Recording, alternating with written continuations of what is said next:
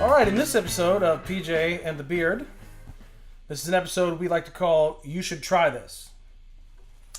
Yeah, so basically these episodes are about, we keep talking about this is giving us an opportunity to get together and play, get us an opportunity to get together and talk about gear. So one thing we've been finding over the last couple of years is that we will pick up new gear and we keep saying to each other, hey man, you should try this, hey man, you should check this out. Never had the opportunity to do it. So this is our opportunity to do it. And so today, Pat has brought a guitar with him that I've been eyeing up for a while, but have never actually had the chance to touch or see. He's going to tell the story of that guitar, tell a little bit about the guitar, play that guitar a little bit, and then pass it over to me and let me play it cold for the first time. No pressure on a camera. He's not touched it. I have not. Don't touch it. So with me today, I have a Yamaha SA-2000, and I will turn the volume down so you can hear that, and I'll undo the strap for a second. So it is a cherry colored, little grain in the back. All original, except they have changed out the original tuners for some Sprizzell locking tuners, which I am okay with that. And keep going. And we're going to go. Now I'm trying to put the strap back on.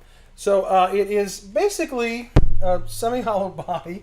It's got a lot of appointments. You know, the Japanese were making great guitars. Like I said, this is a 1980. It's in really good shape. I got it as a Christmas gift. Purchased at a store from our dear friend Randall Robertson, who's no longer with us, that we'll talk about later at some point. He was part of our musical journey. Got this as a Christmas gift, original case, shag carpet in the case, the whole deal. The story about this is Phil Keggy is one of my inspirations. I wouldn't say I could play like him, but he's inspired my playing. I've actually had the opportunity to meet him on several occasions. And when I was young, first starting out playing, he came and played at the high school where we met for our church. And he had one of these Yamaha SA-2000s. And he likes to do volume swells by hand, so he had just simply switched out these two pots and put the toggle switch where that was so he could ride that. But he played this. It was fantastic. Had my eyes on him for years and was finally able to get one in really good condition. It's a super solid guitar. I've always wanted a 335 because Larry Carlton's one of my other idols, but this scratches that 335 itch pretty well. And I'll be curious when Jason tries it because he has a 335, and we'll just see. So again, just a super solid guitar. Pickups are really hot. Just kind of run through the pickups one at a time. So this is the bridge pickup.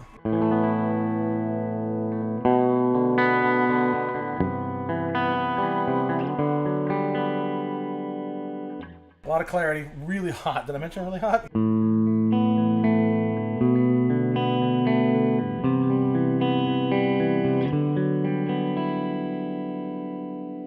That was both, and here's the neck.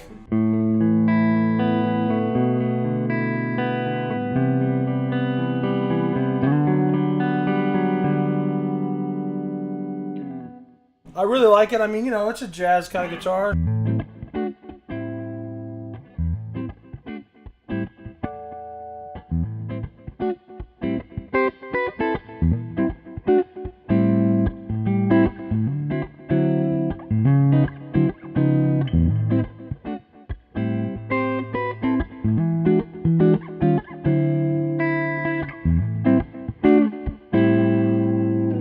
That was all on the neck. So I really like this guitar. I don't play it nearly enough, but this is also an excuse for me to drag some stuff out. So right on.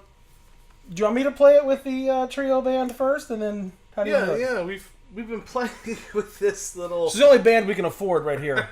This little the bass player and a trio. drummer, which is interesting. That could be maybe in a year from now when we figure out how that pedal actually works. We'll do a little episode on that. But yeah, our band in a box. And so why don't you take it for a spin? Okay. On another episode, we featured this pedal, the Highwayman Overdrive by Kayleen. $20 pedal, a Goss Tape Echo by TC, and then the band in a can. And here we go.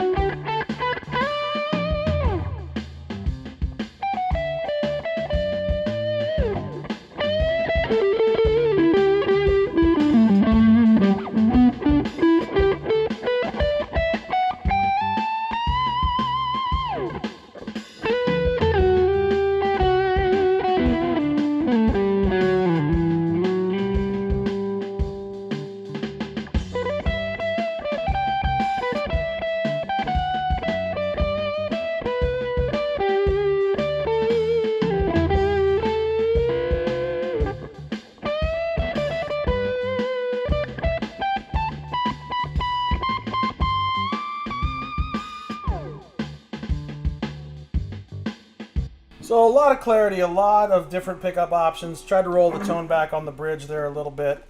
But I really like it. Don't play it nearly enough. Maybe this will inspire me to play it more.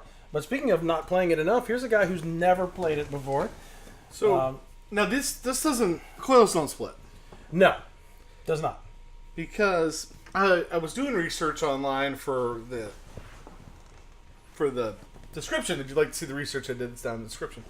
And it said what I could find. I was having trouble finding a lot. Right. And what I could find did say it had split coils, which is something I know you liked, but I didn't remember seeing you do that.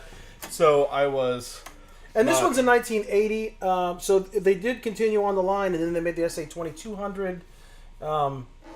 But no, the coils don't split, but she's a big bottom gal as well. Yeah, she has some weight to her. I like the neck. Little corrosion on the gold. Right, so I get to play through pedals I'm not familiar with in the car. Right. to a can band on camera. I set the playing bar pretty low though with that little pass of mine. So a 1 and a 2 and a Lawrence Welk here we do.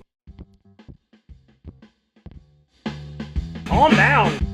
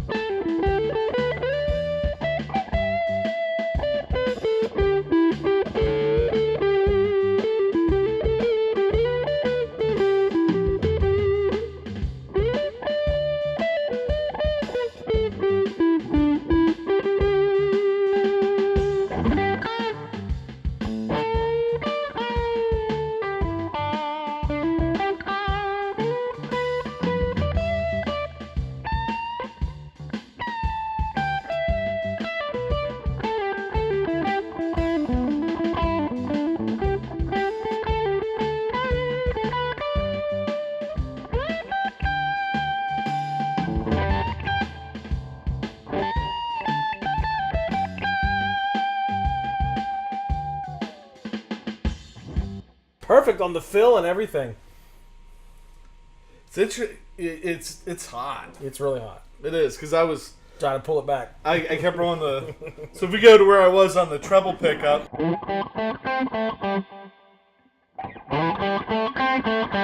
There's a huge difference between 8 and 10.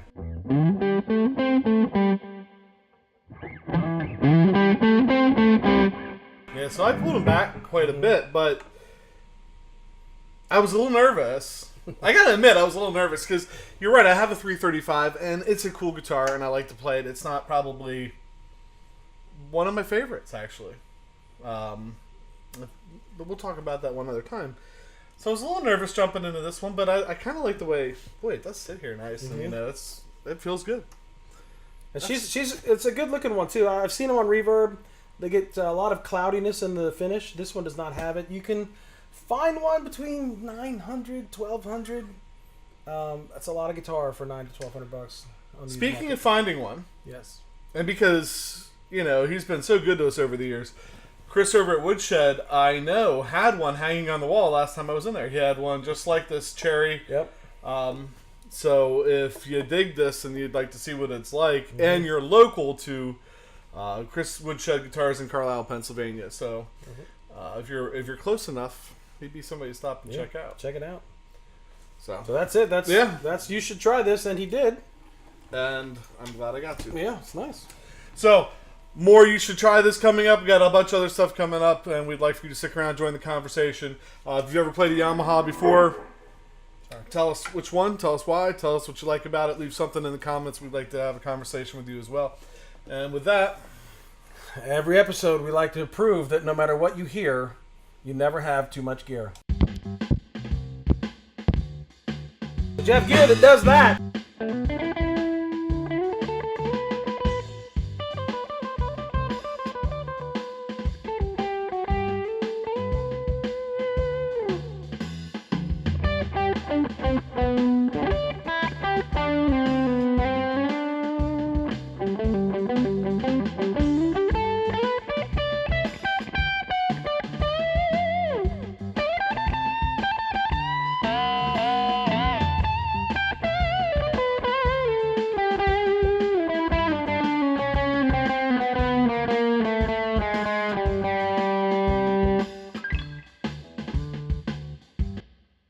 Da-da-da-da-da-da.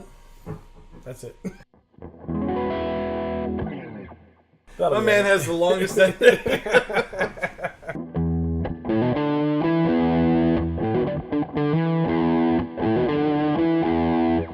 Under 10 minutes.